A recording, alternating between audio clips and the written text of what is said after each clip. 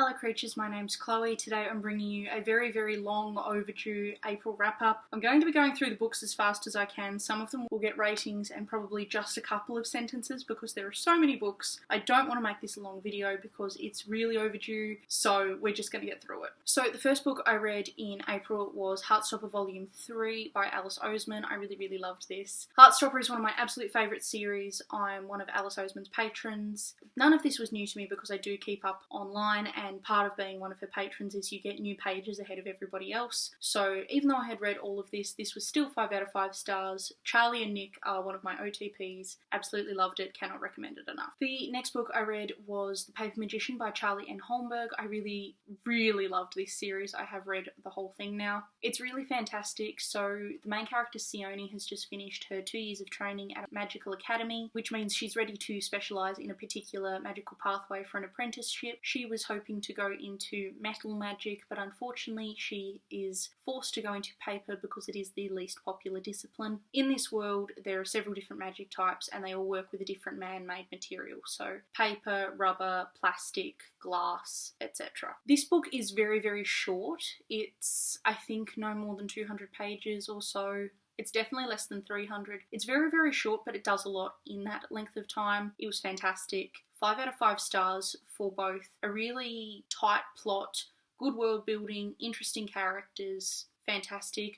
I will be reading a lot more Charlie N. Holmberg in the future. So the next book was The Whispering Muse by Sion. So this is a very poetical retelling of Cainius, who was one of the Argonauts, as in Jason and the Argonauts, or Jason and the Golden Fleece, as some of you might be familiar. So it's a Greek mythology retelling. I did enjoy it, but it also dragged in some places. I didn't really know how to rate it, so I didn't. It's very much a literary exercise in my opinion, one that I thoroughly enjoyed, but I don't know if it would appeal to people who aren't super into Greek mythology and super into retellings of this kind. So sort of a tread with caution type book. So the next 2 books were both by Christina Lauren. They are Beautiful Stranger and Beautiful Bombshell. Beautiful Stranger is the second book in the Beautiful series, and then Beautiful Bombshell is the novella that comes after it in the series. Both of these were 5 stars. Beautiful Stranger is actually my favourite in the entire Beautiful series. Max is definitely my favourite of all Christina Lauren's various heroes. Really fantastic.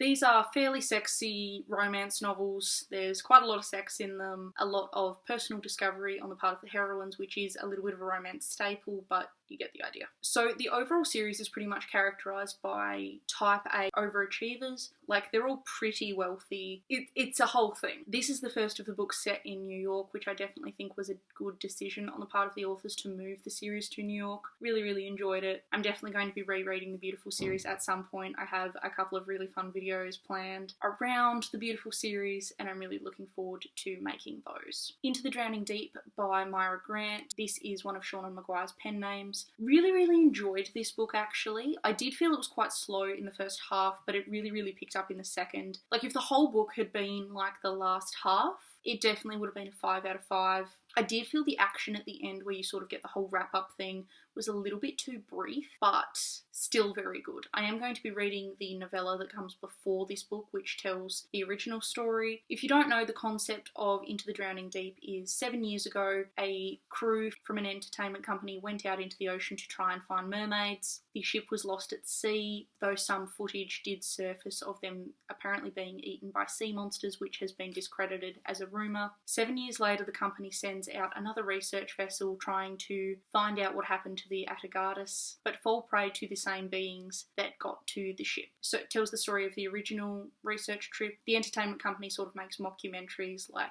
discovering aliens, hunting for bunyips, that sort of thing. And then the novel extends on that, and it's them trying to find the original crew. I rated it 4 out of 5 stars just because of some of the pacing differences, which I still didn't mind that much because I did feel that there was so much build up that you got a really solid basis for all the characters who feature. It was really well made. Beautiful writing as always from Seanan McGuire. Loved it.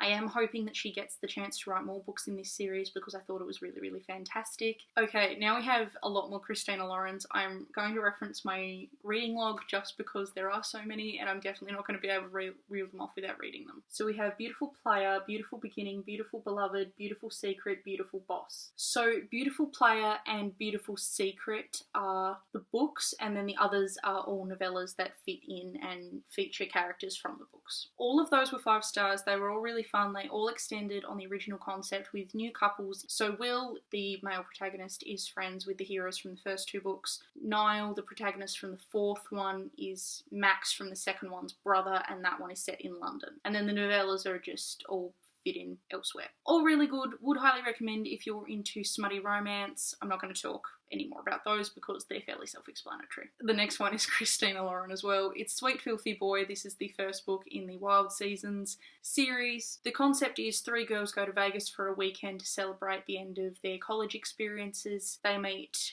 3 guys, all of them are friends, and they get married. Each book sort of explores the consequences, basically. 5 stars again. I am considering rereading this one and rating it 4 stars because based on different details that got revealed in the next couple of books, I don't know how I feel about some of the stuff that goes on in the first one. I want to reread it because I think I read it too fast and potentially too late at night and I missed some stuff, but I definitely want to go back and reread all the Christina Lauren's at some point. Fearless by Cornelia Funke. This is the 2nd book in the Reckless series. This is also known as The Living Shadows because the series was rebranded halfway through. I read Reckless many, many years ago. I'd never gotten around to reading the rest of the series.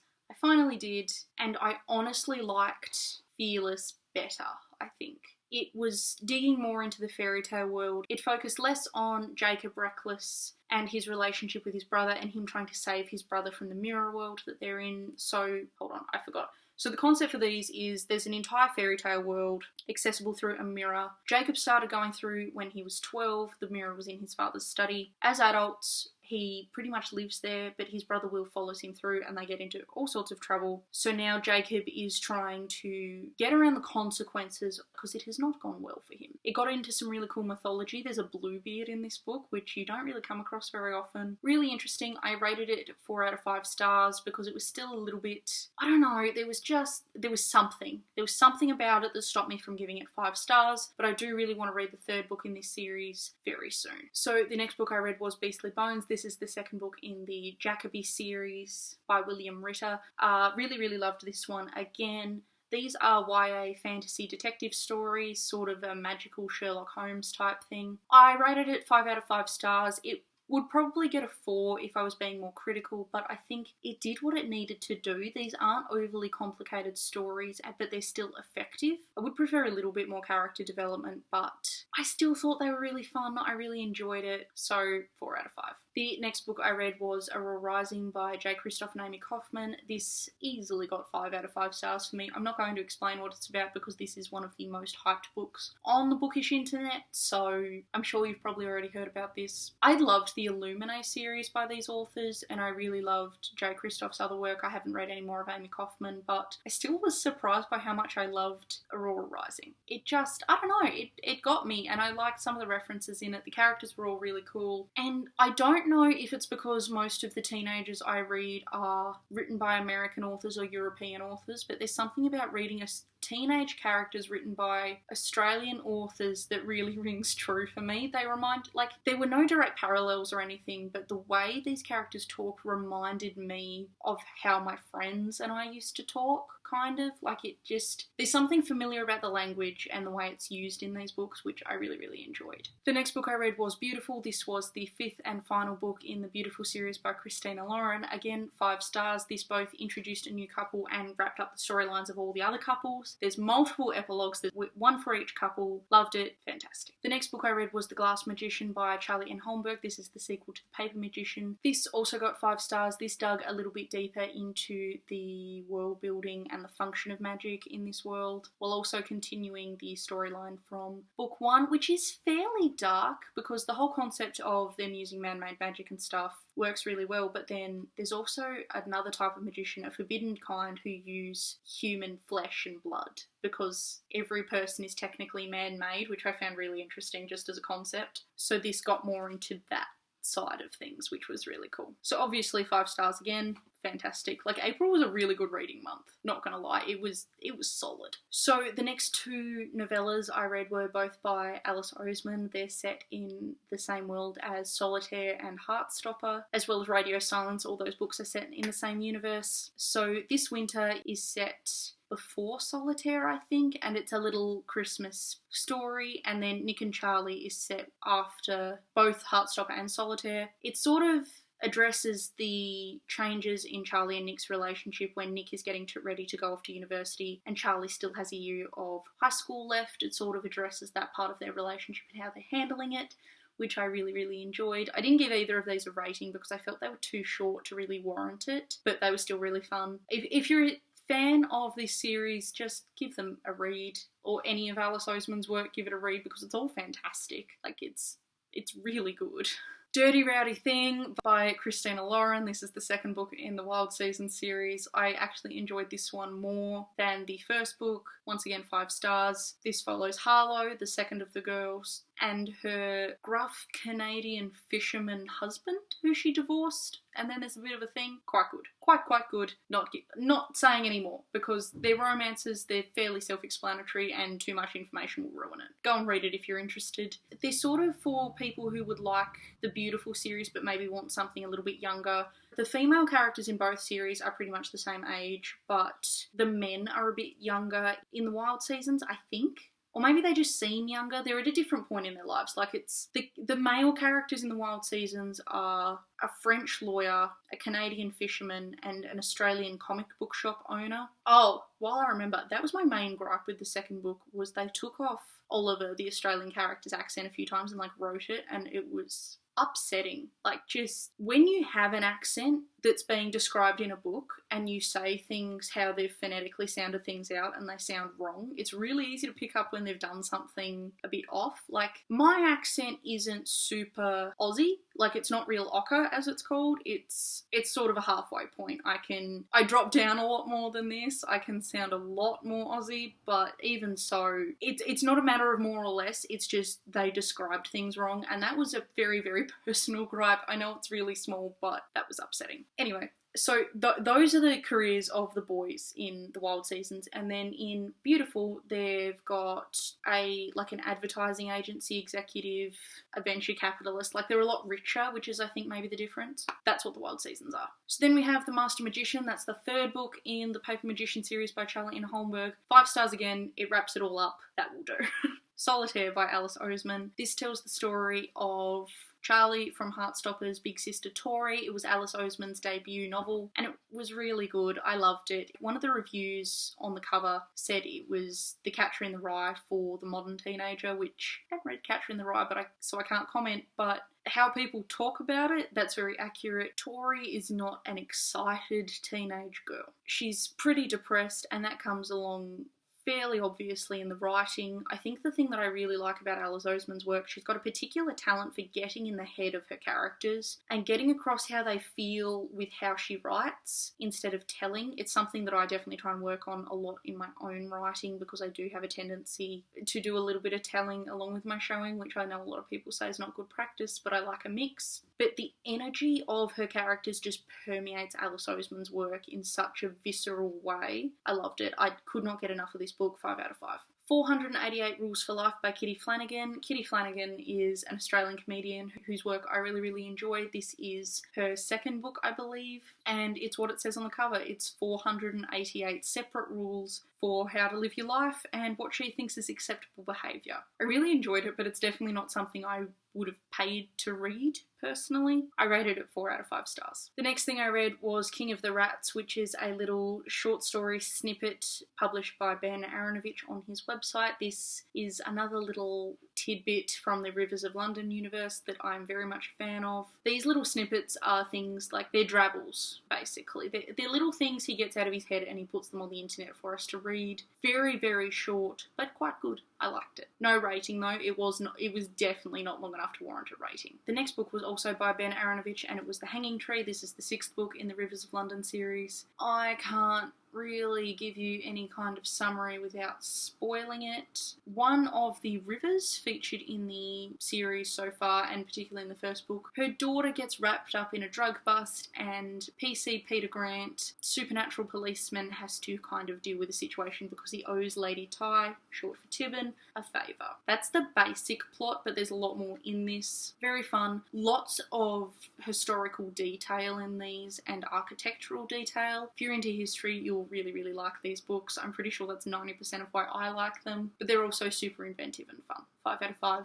As always, for Ben Aaronovitch's work, basically. The next one was an academic work. It's called The Politics of Olympus by Jenny Strauss Clay. I'm not really going to describe this at all because I read it for my thesis. It's academic analysis of the Homeric hymns. Drop me a comment if you're more interested, but that's all I'm going to say about it here because it's not the sort of thing that I really started this channel to talk about. Dark Wild Night, this is the third book in Christina Lauren's Wild Season series. This was my favourite of all of them, 5 out of 5 again. This is the romance between the last couple, so it's Oliver, the lovely Aussie comic book shop owner who's living in the States, and Lila, who is an up-and-coming comic book artist. I think I liked this one the most because it was the healthiest relationship from the outset. It's friends to lovers. Really great. Go and read it. Ghostly Echoes. This is the third book in the Jacoby series by William Ritter. It sort of followed their overall investigation, but this one really dug into the plotline they've been sort of trying to build up to in the previous two books. I did feel it would be stronger if the books were either longer or written older. They feel like they've been made too young for the content almost, which is my one gripe and probably why I like the story so much, because I can see how it could be something bigger, if that makes sense. But I still really enjoyed it, but it still got 4 out of 5 instead of 5 out of 5 because I didn't necessarily enjoy the huge plot lines execution as much as I did the previous two books execution. Plus the big plot line kind of came out of left field a little bit, which was a bit jarring. Okay, so the next two books are Dirty and Twist by Kylie Scott. They are romances set around the same bar. They were quite fun. Not necessarily my favourite romances I've ever read, but I still got pretty invested in them. Even though there was some serious suspension of disbelief in a couple of places. They both got 4 stars. I could probably bump that down to 3, but as you might be realising, I'm fairly generous with my ratings, so that's why they both got 4. So the next two were also Christina Lauren. We have Wicked Sexy Liar and The Not Joe Story. Wicked Sexy Liar is the 4th book in the Wild Season series. This follows the ex-boyfriend of the female protagonist in book 1 on his journey to romance, etc., and the girl in that is the roommate of one of the other girls. And then The Not Joe Story is a novella following Oliver from the 3rd book's employee. I wasn't expecting to like Wicked Sexy Liar as much as I did, but I did end up really enjoying it. It was a 5-star, pretty good. Not super memorable, I must admit, but I was still into it. I got invested. It gave Luke, the main male character, a really good redemption arc because part of the concept in the first book is that the main character, Mia, had a really, really bad car accident and she and Luke were... like, everyone thought they were going to be forever, and then they broke up after the accident because she basically wasn't the same person anymore, and it really badly affected their relationship, and he came off really badly in the first 3 books. But it redeemed him, and I appreciated that. The Not Joe Story I didn't give a rating to because it wasn't very long, and I also didn't love it necessarily, but it also cast a lot of the events of the previous 4 books in a new light, and that's part of why I want to go back and read it, because it addresses a particular character, I can't talk about it properly, a particular character who sort of influences the events of particularly the first book in a big way, and it's what made me realise that I'd missed some stuff. So yeah, I didn't give that a rating. And the last book I read in the month of April was The Dire King by William Ritter. It was the final book in the Jacoby series. It was a big month for series and the same authors over and over. I was in a big binge stage. It got 4 out of 5 stars. Really enjoyable but somewhat disjointed in spots, and I felt it could have been a lot tighter and a lot sort of better, to be honest. I think my big thing is the lack of overall character development in the series. There's some, but not heaps. The main character is quite a young girl, and she does read like she's being written by a man to me. I felt she could have had a lot more personal development. She also has a romance in the series that's very brief. Like they have a handful of scenes together. I still like their dynamic and I'm all for the romance. It's just there wasn't enough of it for me to really buy their whole thing through the series, particularly in the 4th book, which you would have to read so I didn't spoil it. But yeah, it was 4 out of 5. I have no idea how long this video has ended up, but it's taken me 32 minutes to film it, so hopefully it will be shorter than that. But considering I read 33 books, I'm pretty happy with that. It works out to less than a minute per book. Alright, so this will be going up very soon, and then my May and June wrap-ups will be following fairly quickly thereafter. I hope you enjoyed this video. I will try and be better about posting my wrap-ups in a timely fashion in the future. All my social media links are down in the description box below. Subscribe if you want to, like it if you did, and I will see you soon in my next video.